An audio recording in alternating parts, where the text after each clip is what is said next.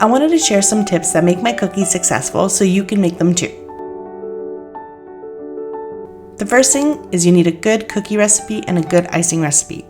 For some recommendations or my recipes, check below in the description of this video. I have my tutorials linked.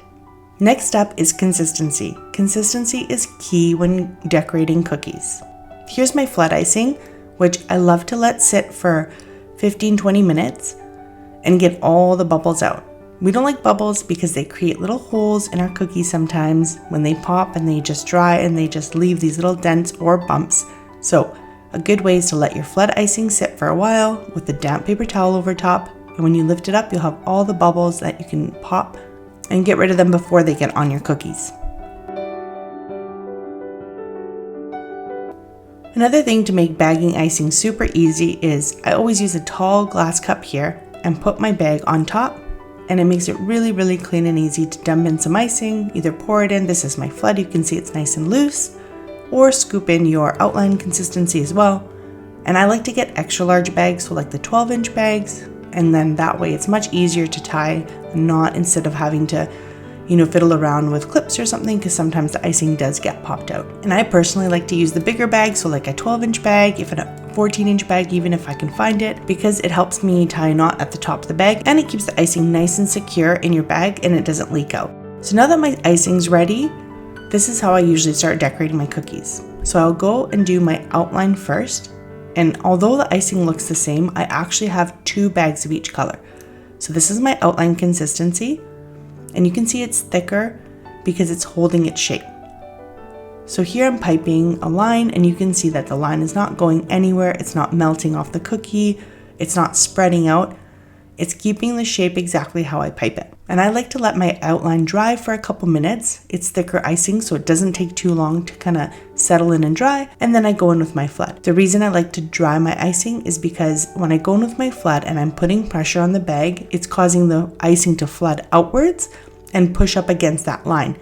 If that line is not dry enough, it will be pushing that line outwards, and sometimes it pushes the flood right off the cookie. And again, it doesn't take a long time to dry the icing enough. It doesn't have to be fully dry, just dry enough that it's not going to be moving anywhere. You can see another angle here, how when I'm doing my outline, I'm lifting my bag up off the cookie, and that will give you that nice smooth line as I come to touch down again, and that's how I connect my icing to close the circle. You can see when the outline is dry, it's a little bit less shiny than the flood. And you can see how the flood icing here, if I made a line the way that I was making the outline consistency line, and I lifted my bag up, the line would drop and it would kind of spread out because it's a lot looser. The only real difference is there's more water in this icing versus my outline. Not everybody uses the outline, but I find it lets me decorate cookies much faster and cleaner. It keeps my flood icing where it needs to be, and it makes it a lot faster when I'm going in and flooding multiple cookies at a time.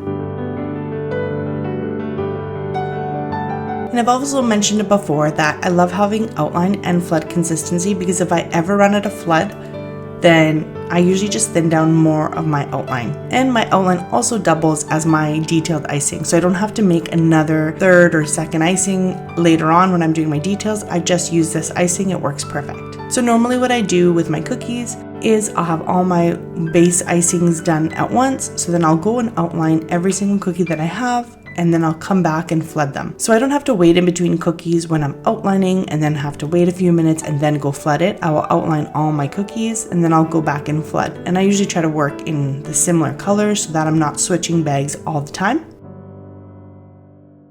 And I just have my cookies on my dehydrator trays, and this just speeds up the process of drying time. So they're not in the dehydrator right now. I just have them on the trays so I can do multiple cookies at a time. I fit as many as I can, and then I'll pick up the whole tray and put it in my dehydrator and work on the next tray. This kind of gets in a rhythm, and it makes your cookie decorating a lot quicker than doing kind of one by one. It also speeds up the drying time so I can move on to the next step a lot quicker than just having them air dry. If you don't have a dehydrator, that's okay too.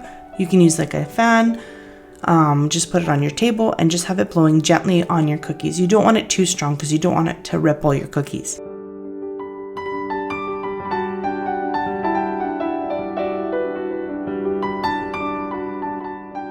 So once the base layer has dried, then I go on to my details.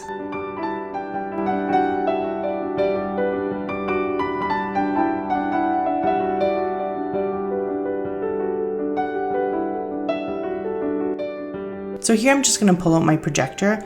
This is one of my biggest secrets, but not so secret, because when I'm doing orders or when I'm doing specific cookies, my projector is my go-to. Even for simple things like this smiley face, just to get the circle just right, it helps so much. And I've got this amazing sound from Archon mounts. I'll link the website and discount code that I've got to make sure you save some money on that. You can save 20% off with code LITTLECOOKIECO, and I'll link the website below my description.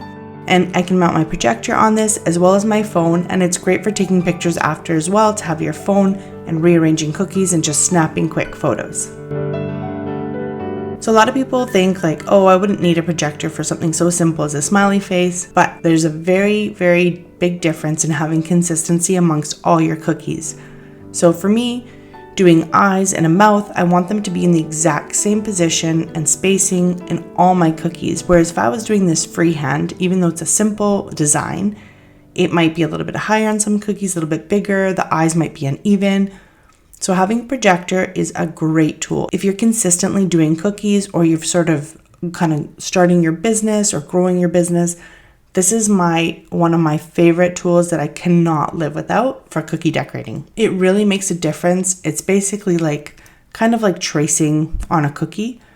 There's obviously a learning curve because, it's a light and it's shining an image. So sometimes your hand gets in the way. Sometimes you can't quite see because of the shadows, but it really, really is a great tool. Like I said, to get very good consistency among your cookies, and your set just looks so much more professional when everything looks the same. And just doing things like having, circles are very tough to do to make them perfect.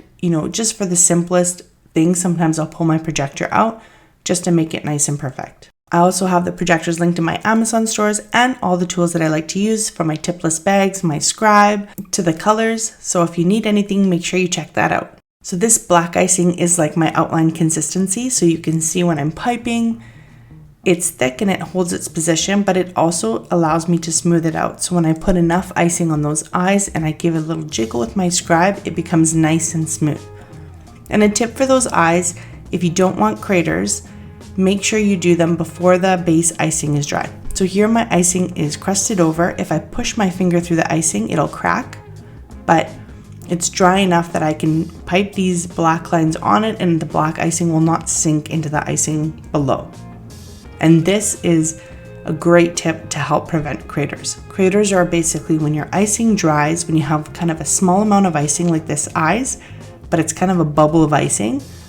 Sometimes the middle doesn't dry as fast as the outside edges. So the edges dry and then the middle would still be wet and heavy. It would sink in and become a hole. So this is a great tip to help prevent craters, as well as putting them in the dehydrator, and you get beautiful cookies out of it. And I promised my kids that we would do a bake sale outside of our house. So we made these smiley face cookies. We had the neighborhood kids come over and help out, and they made some beautiful signs. They absolutely loved the cookies. My kids loved selling them, and they did such a great job. We sold out within a couple hours, and everybody left with a smile on their face. So I hope you enjoyed the video and the tips. Make sure you check out my channel for so much more on cookies, on everything you need to know. And as always, happy baking. Thanks for watching.